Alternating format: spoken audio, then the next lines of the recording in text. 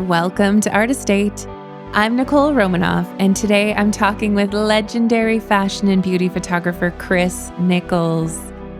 Nothing you work on is really a final piece. Everything's practice. Everything is just trial. Everything is to lead to the next thing. Chris has worked with some of the world's biggest names, shooting campaigns for brands like La Senza and creating iconic images of models like Kate Moss, Lara Stone, Elsa Hosk, and so many more. His celebrity roster includes names like Miley Cyrus, Taylor Swift, Lana Del Rey, Katy Perry, Demi Lovato, Michael Bublé, Olivia Wilde, and the list literally goes on. In this episode, we dive into his journey from nature lover to in-demand photographer, his philosophy on experimentation, lighting, and large-scale productions, and how to create images that stand out in a world where everyone is a photographer. So let's get right into this conversation with Chris Nicholls. Is that your house? It's amazing. Yeah, we were really lucky. We moved here during COVID. I'm living in Toronto for like 40 years. And then we were those city people that were like, let's move to the country. And then it's, the real estate market hadn't quite, caught up. So we ended up getting a really good deal on this house, which was built in 1850 on 2 acres of land. Wow. And, moving from the city where it was like our house was 14 feet wide. And, no way. It was tiny. Yeah. Did you sell it or? Yeah. So we sold the one in the city and we live in the country now. Have you ever looked back? Yeah. Everybody always says that kind of somber. They're like, they kind of lean in and go, so do you miss the city? Yeah.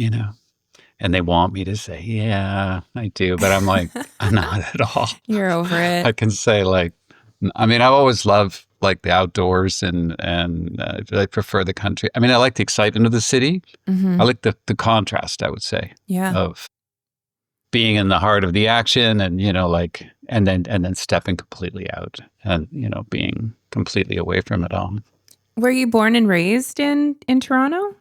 I was born just outside of London, England. Oh. And my parents moved when I was 6, so I don't have the accent. Yeah. My older brother kind of maintained the accent longer, but was beaten out of me in elementary school. Oh, no. Aw. Damn kids. Yeah. Yeah. So, and then, they moved to just outside Toronto. And then I, really started my career in Toronto. What brought them to Canada? So my father actually lived in Canada when he was a boy. And so his parents lived in Canada. And then he moved back to England and had kids and then moved back to Canada. Okay. And was he a photographer? My grandfather was a photographer for a short period of time. He was a painter and an artist, and he got a job in town. There's not a lot of jobs for artists. So he got a job assisting a photographer. And he was a very old photographer, and he was using really old equipment, like even in the 1940s, I guess. And the equipment was from like the late 1800s, really. It was, it was like first generation photographer, basically. And then the guy was old and he died. And then the widow said, "Oh, keep the business going. We have weddings booked." He was like a wedding portrait photographer. So he did that for a while. My grandmother was his retoucher and my father. And then my father had to join the army after the war and he couldn't afford to pay anybody. So he gave up the business. But until recently, that photo studio was still there. Really? How recent? Within the last 5 years. Oh, I went there with my wife. We were walking around. Honestly, I didn't think it was still there. And I'd never even looked it up. We were just walking down the street and my wife said, "Isn't that the name of your grandfather's studio?" And I went in and I said, "I think my grandfather started the studio." And he's like, "Stan Nicholls?" And I was like, "Oh my God. Yeah." That's so cool. Wow. So it was like my doppelganger. If I had stayed in England, that would have been me. The guy was the same age as me. Yeah. No way. So it runs in the blood then. Sort of. Yeah. I think I was lucky to have that my parents saw validity in art, and my grandparents, that it was it was a valid thing to do. It wasn't just some weird, saying or whatever. So they were supportive up to a point, but at the same time, they knew it was going to be a difficult business to make money in, and just like I did for my own children, just they discouraged me from being a photographer, and they discouraged my older brother from being a writer. And for the same reason, it was just like, we came to this country, get a real job, sort of thing. Yeah. Like, oh, it's fun to do it, but it's a real struggle, and it is a struggle. Yeah. So they were right, and I think it's still a struggle. My children are not going to be in the business, I don't think. So how did you pick up the camera? Like, what first inspired you? Did you start as a child? I wasn't really interested in, I just love being outdoors, and I was very shy as a child and as a teenager. And so in high school, like, we had a camera club, but I didn't belong to it, and I wasn't that interested. But after high school, I like going off into the woods and going out into the wilds of Canada, and taking photos. I mean, I like going out into the forest and into nature, and I always loved nature. And so I thought, okay, well, maybe I'll have a career in nature. Like, I started looking into, like, maybe I'll work for the park system But what I didn't really realize is, when I was out there, I was actually, what did I do when I went out there? Is I took photographs and I bring them back, and then people go, wow, you're really good at that, like, and I was kind of shy. So it was a good way of kind of like performing without anyone watching, Yeah. And so then I went to college for photography. And that's how it all like so many started. people. Yeah. Someone tells you you're good at something, so you think, oh, I guess so. I guess that's it. But, I wanted to be like a National Geographic photographer. Like, that's what I wanted.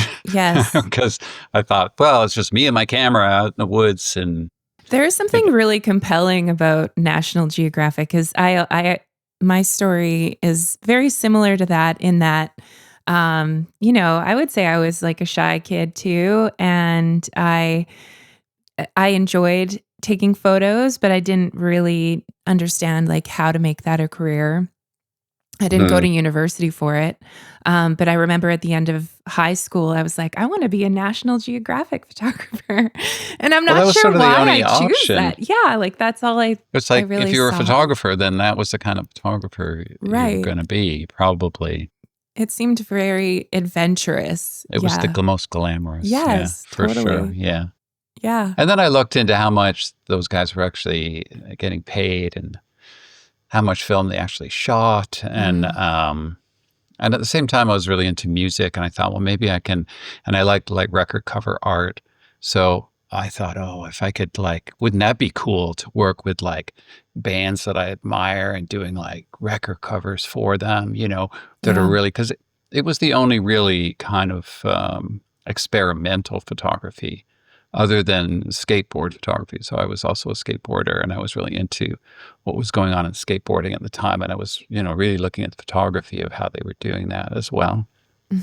And what was that, like, low angles, wide angle? Yeah, super wide lenses, using flash, like mixing with daylight in a weird way, going, wow, like, how did they do that? That's so cool, And, Nice. hanging out with skateboarders, and, that seemed cool. Hanging out with rock musicians, that seemed cool, until I actually started doing it, and then realizing, yes, actually, musicians are one of the hardest people to photograph. I mean, the egos and all that. Yeah. Can you tell me a story of a band that you worked with? You don't have to name names, or maybe you can, but we'll see. I never really encountered drugs in the fashion world. People kind of, I think sometimes, and I'm sure obviously there are situations like that. But for me, it was like, in the music world, everyone was high all the time. And and then having to take their photograph. We're like, oh, yeah, let's do a photo session, man, but we got to get something to drink, and then we got to, and then people don't even realize when you're sober or straight, they don't realize how they're being. And the day drags on, and it's like, well, do they really want to? They think something magical is going to happen because everyone's high, and it just turns into like a disaster. Babysitting. Yeah. I could see that getting a little tiring. Would that be in the 80s or 90s? Yeah, that'd be the 80s. Yeah. Yeah. I mean, and even more recently, I mean, Miley Cyrus shows up and the first thing she does is get high. I mean, that was, a while ago now. It's like 10 more years ago. But it's like, and then we're photographing her outside and she's like, oh, it's so fucking bright, and I'm like, yeah, because you're so fucking high. Yeah. And just stop smoking right. so we can get some nice pictures of you with your eyes open. Yeah. When you're shooting celebrities like that, is it like a very short window of time that you're allotted with them that you have to get your shots? Yeah, I mean, I sometimes extremely short, and other times people are a bit more generous with their time. It depends on the person, so of course, it depends on how well the photo shoot's going, I guess, or it's usually the managers that, they're trying to win favor with the artist, so they're ushering the artist out at every moment, like giving them an out, like all the time. So saying, oh, well, we have to leave early, or we're pretty much done now, right? And then it can be the artist that says, no, this is good. I like how this looks, and we're good, Yeah. But it's like constantly testing the water. But yeah, I mean, they nearly always show up late. They nearly always have to leave early. And like in the past when magazines were more important.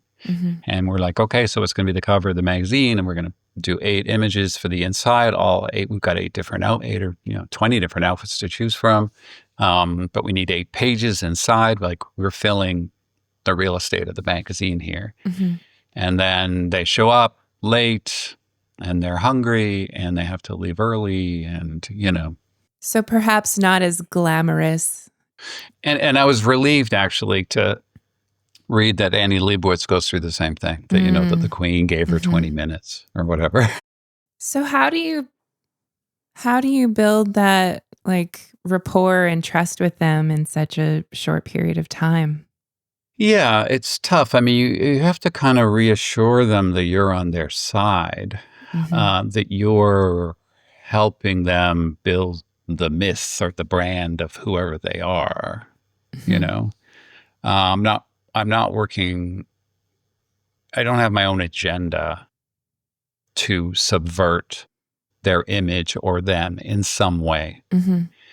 And I feel like the industry used to be more like that. It used to be that that you could have, as a photographer, you could have a bit more of an opinion about that person. You could express it in the photograph by catching them in a bad way, by putting the light under the camera. I don't know. There's various ways to make people look bad or evil or whatever. And I think that went away a long time ago when people started to, the agents started to realize that kind of editorial control that a photographer could have. And then, I mean, I can tell you the way it basically works. If you photograph somebody and they really like the imagery, then, the record company or the entertainment management company or whatever, they go, oh, that turned out really well. And then the next time they get asked, oh, here's another celebrity, they're like, oh, we really trusted that guy or that woman. And, and it turned out beautifully. And they gave us exactly what we wanted. They expressed, they showed us how we want to project that artist. And so then they give you another artist and then you keep it, you keep, but if you like, for some reason I'm going to do something kind of like on my own agenda and maybe the artist isn't going to look so good or whatever, then they're just going to cut you off and you're not photographing any more celebrities after that. Yeah, that makes sense. Because we photographed, Taylor Swift, and then she really liked the pictures and, the record company liked the pictures. Then within a a month or so, we had Katy Perry, and then, they both turned out well. And then it was just like, we can trust this guy. We can trust this team. They make our talent look good. Then it just keeps going, you know? So how did you get into all of that? Like, was it a series of, pitching yourself for years, or was it? Yeah, I started out like as a more generalist photographer. I assisted a fashion photographer, and that was just a total like fluke. I had no interest in fashion. I didn't understand it. I wasn't interested in it. But I did find that, I really enjoyed the photo shoots, and I was very shy at the time still. So the idea of photographing people was like, I'd kind of decided I was going to be a product shooter, or I'm going to be the photographer doing travel pictures by myself or something like that. And I did do a lot of that as well. But working with this fashion photographer, we went on trips, we all of a sudden we were, we were in LA, we went to Mexico, and and then next month we're in Quebec City. And I'm like, wait a second, this is the kind of I love traveling. Yeah. And I kind of thought I'd be traveling and shooting like travel photographs. But now I'm traveling with a team of people that I know, and they're fun. I mean, people in the fashion industry are fun and very supportive of each other. And what could be better than going out and kind of discovering, or creating beautiful worlds together, and then all like going, "Yay, we made that!" Like that was and I recognized that while I was an assistant, I was still very shy. But I thought, well, wouldn't that be remarkable if I could actually turn my shyness around and actually be able to do this? Like, that was the most ridiculous thought, honestly. But I also recognized it's something I really needed to do. Yeah. And then I, maybe I overdid it. I don't know. By just focusing on it. But, I did, like, in the beginning, I was doing aerial photography and baptisms and everything. Yeah. I did a lot of product shooting, food. I won awards for products and food photography. Wow. That seems like a challenge, food photography. Yeah, not really, because you have a food stylist, right? So you have someone there to prepare the food. And then in a way, it's like, how you get the model to stand in for a shot before you got the lighting quite figured out. Right. Do you mind standing in, and then you test your lighting. And so they put in a stand-in plate. And, it's going to be way better when it's, and then we'd light it and go, okay, yeah, I think we're ready. And then they get the food ready and it's hot and it comes out. And it's like, in a way, I was like, it's not too different. I mean, the hair and makeup. I guess, yeah. I get the bottle ready, and then we test the lighting and all that. So obviously it's different. But yeah, the joys of having a team. But product photography also, like, you show up for your work day and you're working right away because there's usually nothing to prepare. And it's just you're on set with the camera immediately. And there's no chit chat. There's no, with fashion and beauty, there's an hour and a half in the morning where you're kind of setting up your lights. You're talking to everybody, enjoying some breakfast or whatever. Yeah. It's like, well, that's another thing I really like. I like that there's like, a team of people working together, and it doesn't necessarily start right away. Yeah. Everybody kind of eases their way into it. And it's always a great group of people. Yeah. Yeah. And do you, the majority of the work that you do today, would you say that it is more fashion? I will do other jobs to make money. But because I have kind of narrowed my own field down to say, to get the kind of accounts and to get the kind of jobs that I wanted, I had to exclude the other work from my portfolio. Yeah. Because people, when they say, well, is he a fashion photographer or is he a product photographer? And I would recommend, like, if you know what you want to do, then show that. And that's the photographer you're going to be. Even though you're able to do a lot of others kind of work. And I did, for me, it was a slow buildup because I needed the money. I mean, I'm not independently wealthy. I mean, I had to pay the rent every month. And I found that, if someone has a faucet catalog, that needs to be done.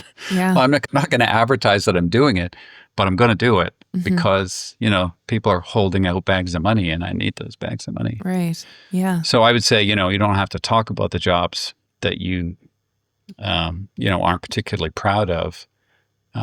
But there's nothing wrong with doing them. And I think sometimes a client will switch over, like I can be working with an art director on a product shoot, and then they get a new client, and it's a fashion client. And they're like, oh, well, you shoot fashion. Yeah.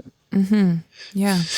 But it's been many years and many changes. And I would say it took me about 10 years probably to kind of like focus more on fashion and beauty. And then after that, I pretty much stuck with that. Although, I had clients that wanted me to do corporate work as well. Yeah. Yeah. Do you have like some tips that you could share on, what you've learned over the years about fashion photography, or like what in your eyes makes a good fashion photo? Okay. I mean, I think we all recognize like a great photo when we see it. I mean, I think a lot of people can agree that you could look at a lot of pictures and they're good, but then occasionally there's one that goes, oh wow, like I wish I took that. Like that's so beautiful. How'd they do that or whatever? And I mean, the goal is to take those photos, and to be very kind of critical of your own work and say like, am I the photographer that I would stop at their portfolio and go, oh my God, I wish that was my portfolio. Like that's the photographer I want to be. Right. And I don't think like being a photographer is the same as being like a good plumber or something. It isn't just sort of a certain set of skills and now all of a sudden you're like good. And I don't really think good is good enough either. If you want to stand out, there's too many photographers out there. And when I talk to students, I always say, not everyone's an electrician. Not everyone, can fix your car, but everyone's a photographer. Everyone. Yeah, Everyone has nice pictures. You mentioned you're a photographer. People go, I took some great pictures on holiday. I want to show you. And you know what? They're good. They are good. Yeah. They're maybe even great. Right. Like, yeah.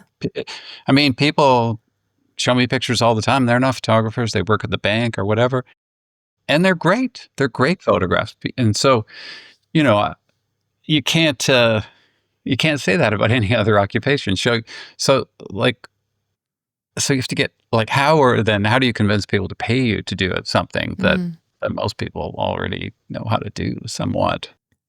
How do you take a great photo in your eyes? I mean, you have to have a great, I would say it's a mistake to think that I pre-visualize my photos to the extent that they turn out the way they turn out. I would say it's sort of a general idea of what I'm trying to do. And I might have I think it's important to have a framework going into any creative situation of what you think you're going to get. And that could be a mood board. It's like we all kind of can agree that we sort of like this kind of imagery. But it's not like the more successful a photographer becomes, the more closely they absolutely pre-visualize that image. I think that's a mistake. It's starting with a framework, having a tolerance for ambiguity of like, okay, I don't know exactly where I'm going here. And that's okay. That's fine. It's like sometimes when you tell people riddles or ask them a riddle, they're like, tell me the answer. It's like they have no tolerance for like, I don't want to be stuck here. I just want to know the answer. That was the question, and now I need to know the answer. And I find a lot of, art directors that work for ad agencies are like that. And so to be able to work with a team of people where we all don't really know where we're going, where we're all potentially failing initially, probably failing. The first photographs are never, I heard Nick Knight the other day saying, my first photograph is always a failure. And to be failing in front of a group of people, well, if you can fail in front of a group of people you trust and everyone's like, yeah, okay, that's a good start. Let's keep going and let's keep going. And so then I think that the journey to a good photograph is that process where you can't predict it ahead of time, where you'll recognize the steps towards something good. It's like, it's good. And to be able to share criticism, with other people, and people go, well, it's nice. Is the lighting like as good as it could be? And to not get defensive and go, well, this is my lighting. Yeah. Yeah. Maybe it's the makeup, Yeah, or exactly. lash out or something. And a lot of people do that. Yeah. But to be honest and go, yeah, maybe the lip should be lighter, or maybe those boots aren't working. Right. I know you love the boots, and they're important boots, or whatever in the industry. Right. But maybe for this shot, it doesn't work. And I think there's a process there of trying to kind of pull out like the best shot and not take everything as like, okay, this is what we decided to do, and that's what we're doing. Because very often it's completely wrong. And to be honest with yourself and say, and so that makes you, and I think that's an uncomfortable position for a lot of people. It's uncomfortable for me too. Like, it's an uncomfortable position to be in, not really know where you're going. Yeah. But to be, to feel safe in that discomfort zone and to then explore it. And I think that's where you find like great work. Well, I 100% agree. Yeah. Yeah. It's the creative So it's process. not like just yeah. setting up the light. Very often we'll set up a light and then we'll go, yeah, that's not right. Yeah. That's not right. And to be able to work with people that respect that process and to be very critical of your own work, like make sure that you're taking the kind of photographs that when people, that if you saw it, that you would stop and go, wow, because we're just inundated with imagery right now. Yeah. Yeah. Like, is that just like kind of what everyone else is doing, or is it something else? Like, where do you source your inspiration?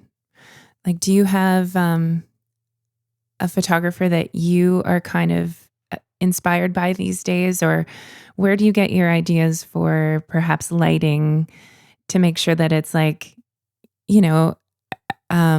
relevant and like makes sense for the shoot, or something that really inspires you to try something new? I mean, I think it's important. I mean, not everyone would agree with me on this, but I think it's important to understand like the history of art, the history of photography. In that, if someone is taking a certain photograph, now maybe they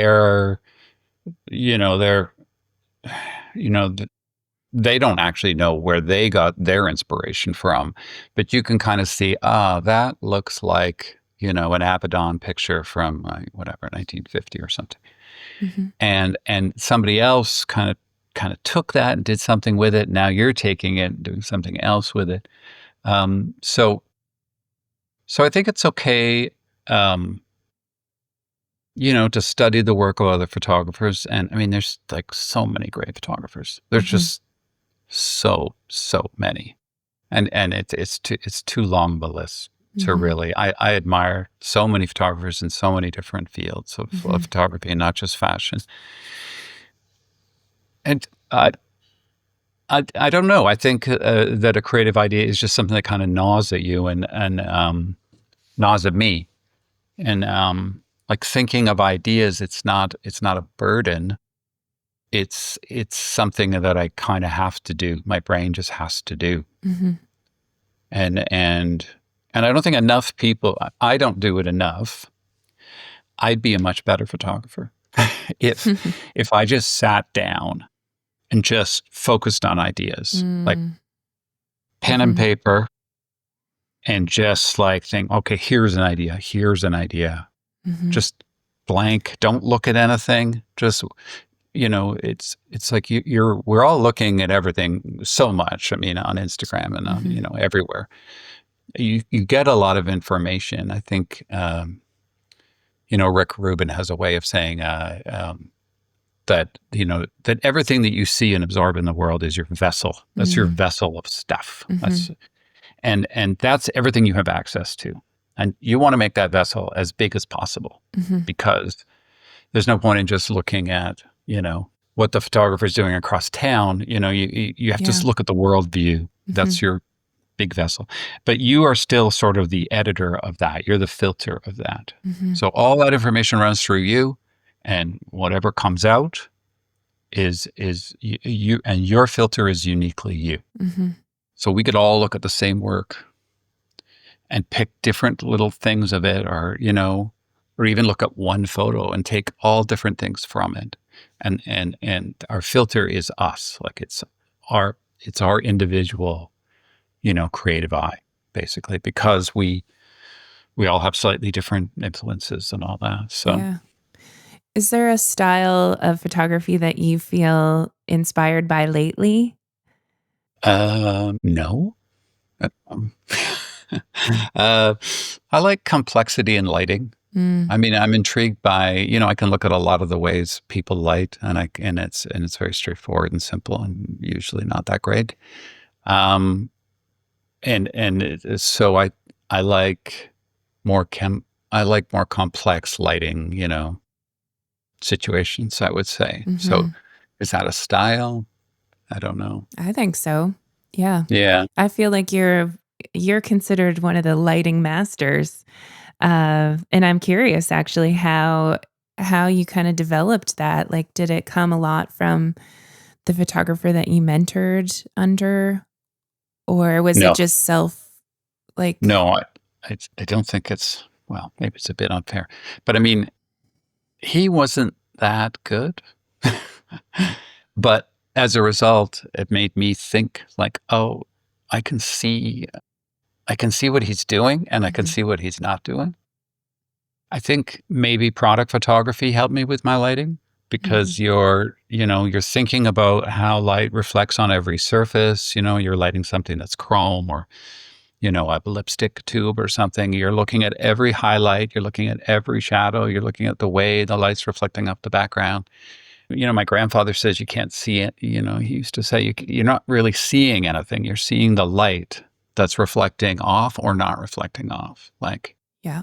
so depending on how you light it, it can look black, or it can look white, or it can look, everything in between. Mhm. And he applied that to his paintings. He would say, is the sky really blue? Like, look at it. And it's more magenta than that, or whatever. Hmm. So I guess I did get known for my lighting, but also I just feel like, I feel like the people that are sort of, allowing themselves to be photographed, they deserve the very best treatment. Mhm. They deserve to be lit well. Everyone deserves to be lit well. Mhm. And, everyone catches themselves in the mirror at some point and goes, wow, I'm pretty good looking, I guess. How come Yeah. the photographer can't catch that? Like, why? So it's like, I want to be, kind of, beyond their expectations. Yeah. They sort of know how, as you probably know, like when someone looks at their photographs and they're really like, they're really pleased. Mm. My God, I look great. Like, and it's not vanity, but it's just reassurance. Mhm. Like that, they're like, I do see. I see that. I surely, somebody else has got to see that. Yeah. And then so I think as a photographer, it's not like some people say, oh, you're taking a photograph. Like, in a way, you're giving a photograph. You're giving them that vision of themselves that they probably have inside. Mhm. Mhm. And everyone deserves to be treated with beautiful light. And then That's the for sure. more we get asked to photograph more and more people, you just start thinking about the way the light hits everybody. You talk to them, they deserve the best light for them, Mhm. not like the best light for your idea. I mean, necessarily. I mean, sometimes. Mhm. I mean, models or muses, they're kind of, they're part of the creative process, and they're executing their part of it. Mhm. But if you're photographing someone for themselves, then I think, there's a certain, like, they deserve the best, and we try and deliver the best. Yeah. And I feel bad if I feel like I failed in that. I don't like feeling bad. Of course. Yeah. How do you start building your setups? Do you start with I feel like this is an obvious question, but I'm going for it anyways. So you'll start with like your key light, and then how do you decide to like build if say you're doing like a portrait session of a I woman. mean, there very often is only a key light. I mean, it's where you put it and how. Mm-hmm. I always sit where the model is sitting.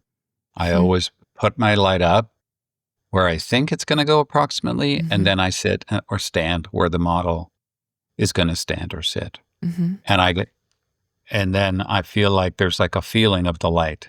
You can feel how big it is in relation to your view. You also might notice, oh, it's reflecting off that wall. I wasn't thinking about that.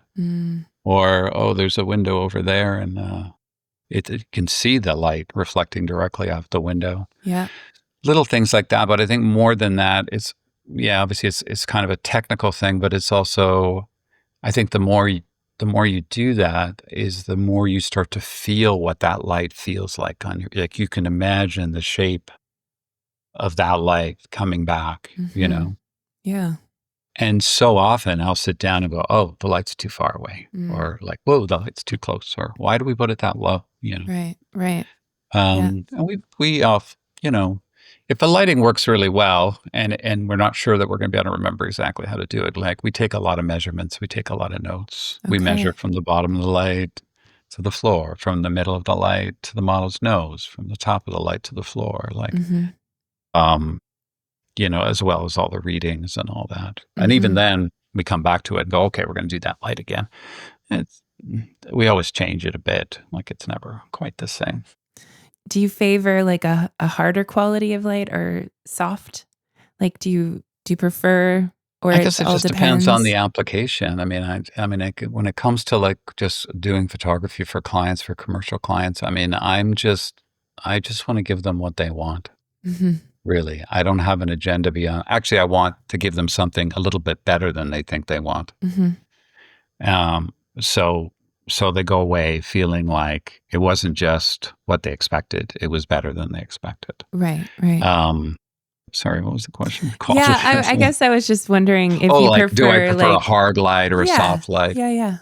I mean, hard light's more edgy, it's like, it depends what you're trying to say. I mean, are you trying to be really soft and ethereal? And, I love beauty in like all forms, I guess.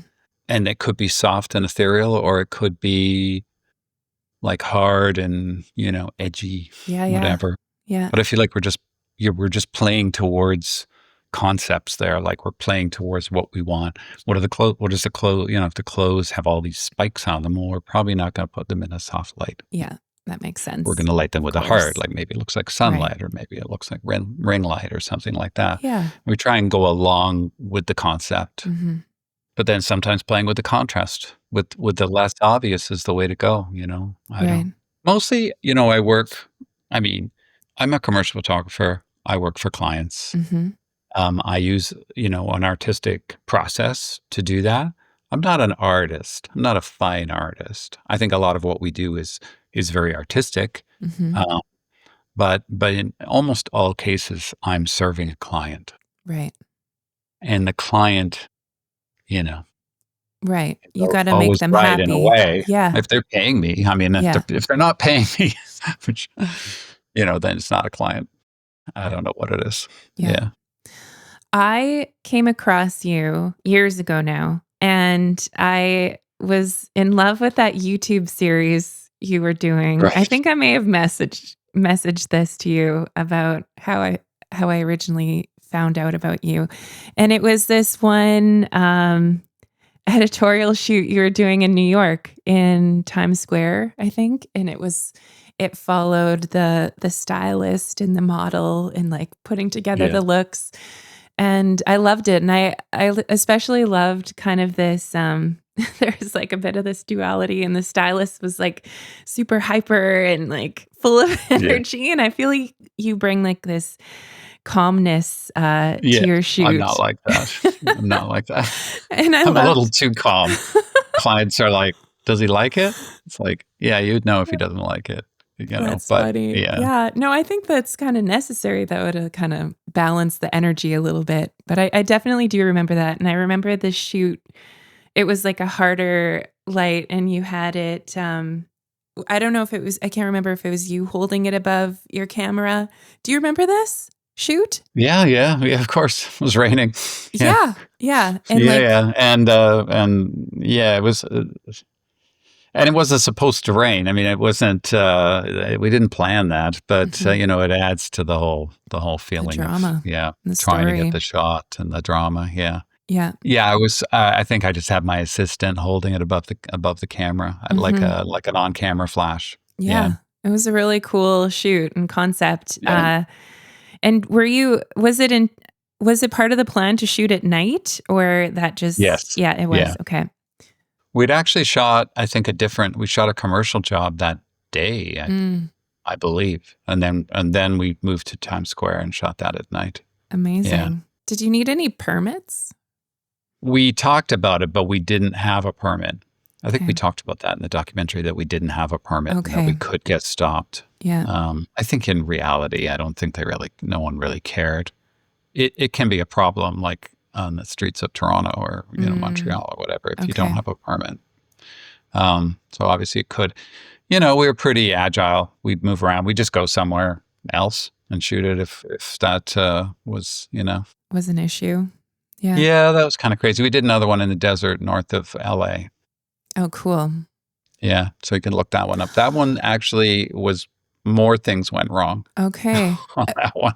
I And think, it also rained. And we're shooting in the desert where it doesn't rain. oh my God, That's why it's it the just desert. follows you. Was Yeah. this the one where it was like, I could be getting this wrong. Was it kind of like a spacey theme? Was Yeah. there? Yeah. Okay. Yes, I did see that one Yeah. too. Yeah. There you go. Are you going to keep doing Yeah, these? people like them, and I would love to keep doing them, but like there's no one financing it, and I guess I could Yes. just do it all by myself, I get it. like. Yeah. But in the process, it's like how much are people willing to put their own money into it? Mm, Sometimes they are. We did a shoot with a tiger, and the magazine was like, "We're not paying for the tiger." Like, and I talked to the stylist and the hair and makeup people. And I said, "Come on, let's do a tiger shoot. That'd be cool, but we're gonna have to pay for it." And everyone chipped in, and we paid for the shoot. But yeah, I paid for the one in the desert and the one at Times Square because I thought, mm, well, we're not doing so much creative work for magazines anymore, and this was an opportunity to, But now, that magazine's gone, and most magazines are gone, mm. and it's hard to justify big productions like that. And I love a big production. I love a tiger, or Yeah. space helmets in the desert or whatever. Of course, I mean that gets back to my original reason for wanting to be a photographer, like just doing Right. something crazy and fun with a lot of people and making something beautiful. Yeah. The But there really isn't a venue for those imagery. I have to rethink like what is the final product? Because the final product, used to be monthly magazines that would be where do you want to Hmm. go? Hmm. And I'd be, I remember one time this wedding magazine, Wedding Bells, called me and they're like, "Do you have any ideas for like a location shoot?" And I'd been at my parents the night before looking at their National Geographics, and I was like, "White Sands, New Mexico looks really cool." Mm. And because I saw one picture that was just beautiful, I still remember the picture, and and then she called me back like the next day and was like, "Okay, we're gonna go to White Sands," and I was like, "Oh, I Wow. haven't really looked into it." And she's like, "No, I've looked into it. It's great. We got to go there." And so, yeah, we ended up going. Amazing. That's Yeah. really cool. Yeah, I went back a few times actually after that. Is it not, you know how you find these gems of a place and then the next time you go and it's just crawling with people and It's yeah, I mean you've never heard of it. So I yeah, guess I haven't, I but don't know, there's lots of maybe we'll bump places. into each other there. It's truly people say white sand beaches. It's not like that. It's white, like sugar white, like salt white. I don't know. Cool. It's pure white because what it actually is gypsum. So gypsum is what you find inside drywall. When Mhm. you break open drywall, that white powder is gypsum. So it's gypsum that was in the hills as a mineral, natural occurring mineral that got blown across, and now it's like 200 square miles of white dunes, and it's beautiful. Yeah, I'm gonna check yeah, this out. Gonna yeah. Google this. There you go. place. Yeah. Now everyone's going to go Yeah, there. Great. exactly. It'll be crawling with photographers. Nice. Yeah. And so you recently just finished a workshop, a lighting workshop. Yeah, that was great. Tell me Yeah. about that.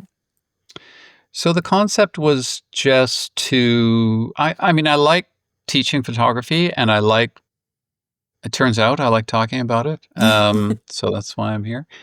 And I always enjoy going to colleges and I'd done some kind of minor workshops before. And I thought, well, and people start talking to me about you should do a master class or something, you should do and so we put together 2 days and we had 13 different lighting scenarios. We had 4 different models. We had hair and makeup and we had a stylist who was great. They were all great. And basically everyone had a turn at shooting in every lighting situation with every model. Okay. So you could walk away really with like a portfolio, quite Amazing. honestly, Yeah. in one weekend. So was the idea. And I'm very transparent, as I always have been about my lighting, and to my detriment, maybe. But I've talked about it lots in the past, and I haven't seen people copy it exactly, or everyone has their different take Right. on it, Yeah. But yeah, it was a great weekend. I mean, the shots were great. I mean, and we talked through the process, not like, oh, well, this is what she's wearing, and this is her hair and makeup, and this is the lighting. Now go, because that isn't the way we work. So I work with the hair and makeup artist and the artists and the stylist as well, and so the model would come out. And I go, I'm not, like, do we feel strongly about that outfit? Or like, yeah, I don't know if it really goes with the background that we've chosen. I can change the background or you could change the outfit, and she go, let me show you the other outfit, and then we look at the other outfit on her and we go, no, you know what? The first outfit was better. I'll change the background. And then we start working on the lighting and, the lighting that we were going to use for this. I think it'd actually would be better if we did something a bit more like this. And we'll get back to that lighting, and we'll do that on another shot. And so we did, when we really thought about it, we had a lot of little differences in the lighting and the approach. And yeah, the students were great. I mean, and all the work was then, disseminated to the models and to the agencies, and they're happy. And so we're going to do it again. And I might break it up and do like 1 day instead of 2 days. I think some people are a little intimidated by 2 days. Okay. That's a bit bigger commitment. Yeah. I'd like to take it on the road. And, Nice. Okay. I'd like to come. I'm going to come. Go to Saskatoon. Yes. And, Winnipeg. Nice. Cross country tour. You should. Oh my gosh. I have a studio that you could shoot in. So there you go. I saw that. White space. Oh, yes. The man does his research. Of course. Nice. So if you had one piece of advice that you would want to give your younger self, what would it be? It's a great question, but I don't know. You have lots of time. I think I would tell myself that I was on the right path, and that I should do even more experimentation all the time, because that's what really made my work stand out. I think over time was just the different ways we approached photography, first with film and then with digital, and to not be scared to to just try everything in all directions and see what's sticking, basically. Yeah. If I could hear myself saying it, I'd be like, yeah, I'm on track. Yeah, yeah. I always think that mine would just be like, be bold, like don't care as much about what you think people think, Right. I think that would be my piece of advice.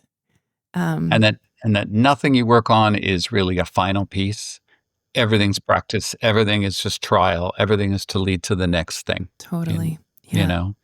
don't be trying to make something so perfect every time that's the final version of that. Right. This is just a practice so that you could do the next one that's going to be even better. Yeah. And that also will be just a practice. That is a great piece of advice, because I've seen, or I have people in my life that I feel like they're trying so hard to make something perfect that they never like release it, and they're so creative and they're amazing at what they do, but they're almost like holding themselves back.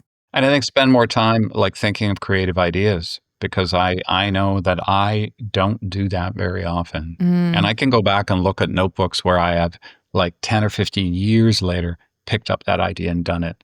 Yeah. And I'm like, and yet I just sat down that one day and wrote that little list. I mean, I should be sitting down every day and writing a list of like what are my concepts? Like just think and don't be distracted, and just try and come up with like entire kind of ways of doing things. And it's, kind of scary. And especially now, our attention's being so pulled in so many different directions, to really focus on being creative and not just looking at what other people are doing. Because I think there's a big difference there. I mean, creating is that process of actually doing it and actually having your camera in front of your face or the paintbrush in your hand or whatever. It's not like just flipping through Instagram and thinking, okay, I'm doing research. It's like, well, we all like watching movies, but are we in the movie business? Like it's the people that put it down and stop looking at it and start doing it. Those are the people that actually do it. Yeah. And to be really kind of wary of how much time you spend doing the thing that you say that you do, I tell students sometimes, that, we do a lot of catalog fashion photography. We do a lot of clients where we're expected to, say 20 looks a day or something like that. And, each look we're shooting 100, 200 frames, so I'm taking, and then the shoot can be 4 or 5 days in a row. And you start looking at the frame count, and, I think some digital tech looked at the frame count on my camera, and it was like over 1 million, 600,000 or something. But I mean, if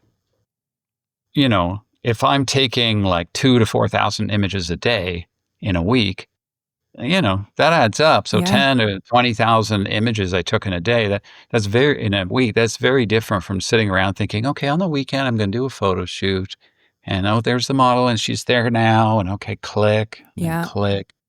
It's like, it becomes like a visual language. I think seeing creatively and, photography generally is a visual language, just like learning a language. You don't just start speaking Spanish. I mean, you have to spend a lot of time like learning and a lot of time practicing, a lot of time, I don't know. And it's the same with photography. It's not like, you could study all the books, you can look at the equipment and know all the equipment, but it doesn't mean that you're actually, practicing, having that camera against your face, like, for 8 hours a day. Yeah. And that just has to pay off. It just has to pay off. Totally. Yeah. And a lot of students are like, oh dear, 1,000 images in a day. It's like, yeah, well, it doesn't even matter. You don't have to look at them again. Yeah. Just go out and tech him and then throw them out. It's not costing you anything. Yeah, exactly. Yeah.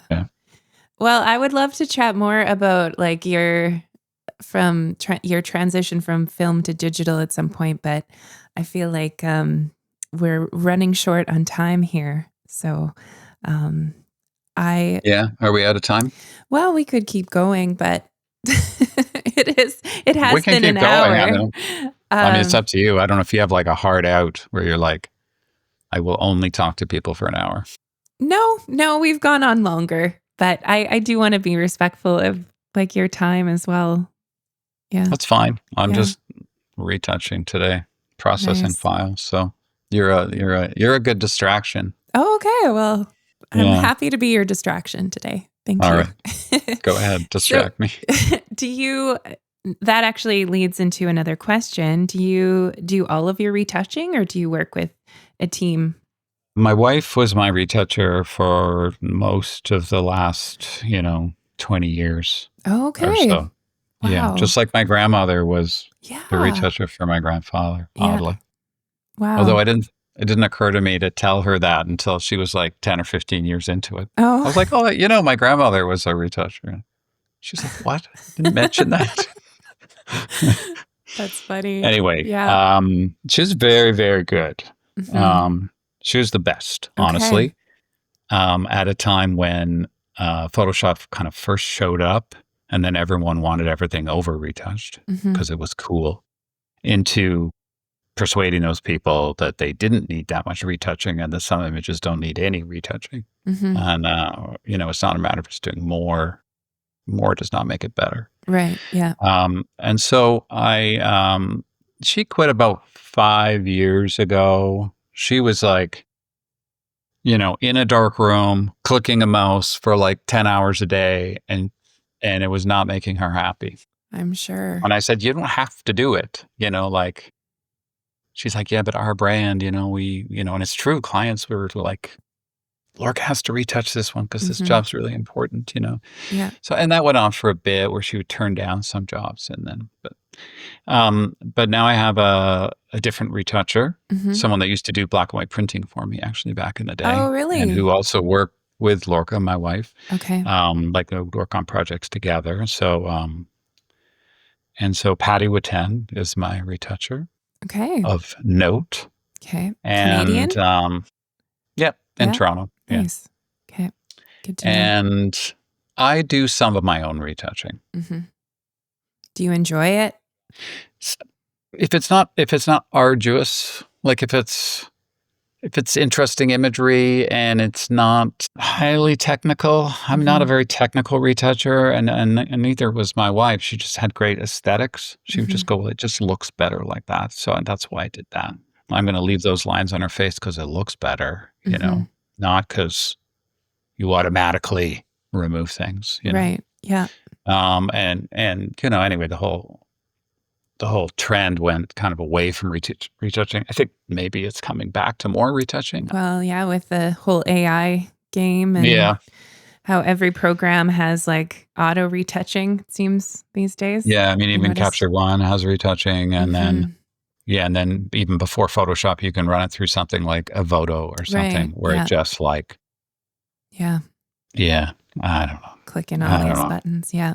Yeah. I I get I it. mean, and then you can just pay $1 an image for somebody in India to do like your entire wedding or something like. Yeah. $1. That's true, But actually. Yeah. it's sometimes a little, I think what Lorca was really good at, and what she taught me was really, and it wasn't the other way around, is color calibration. How important the kind of the veneer of the final thing. Mm. It's not about taking the bags out from Hmm. underneath the model's eyes. It's about how the color feels, Mm. and Hmm. what's interesting and Yeah. what's different and what's new and what's trendy and all that. Um, and and a lot of the whole all the filters you can get for Instagram and all that, that Yeah. all came and maybe went, I don't know, or people are still using those, or it's becoming more subtle again. Hmm. But I do, yeah, we just did a job down in St. Lucia, and I did all the retouching for that. Okay. And so sometimes I'll do my retouching. Nice. And color adjusting and toning as Yeah, well. yeah. Yeah. We do a lot of that on set. I never want to be that photographer that's like, oh, just wait until you see it when we're done because it's going to be beautiful.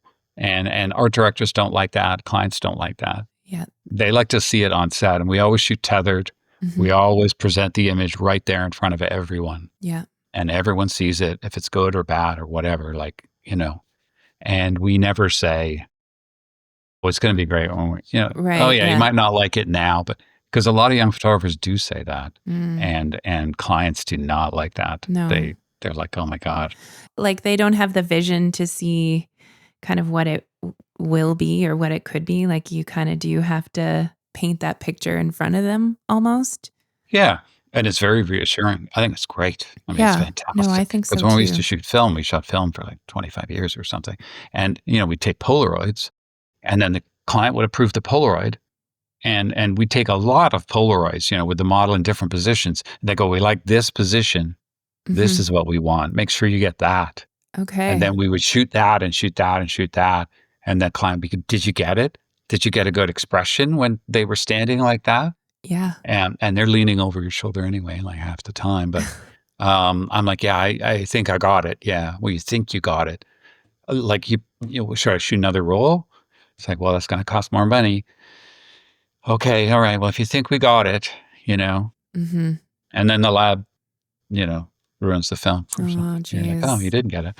Or she was blinking on that one that you thought you had. Yeah. They're So, always blinking. well, that's all. So there was a lot of people like, glamorize film, but digital's Mhm.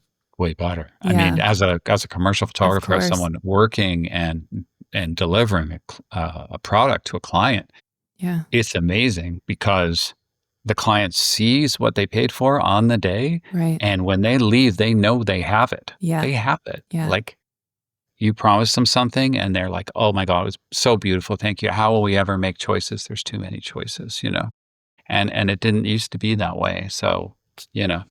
And I love how in Capture One too, you can add the overlay. So if it is like a magazine cover, you can Yeah.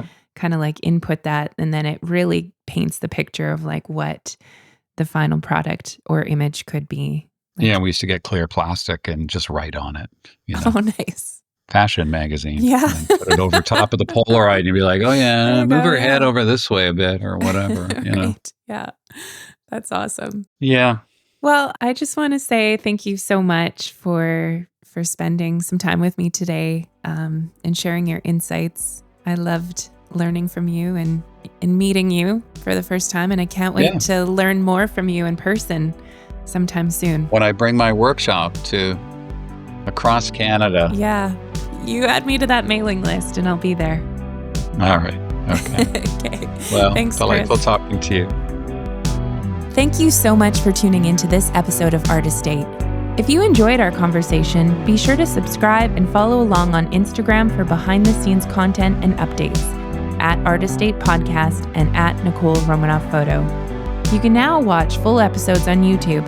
Just search Artist Date Podcast and hit subscribe to follow along visually. New episodes drop every Tuesday. See you next time for another inspiring conversation.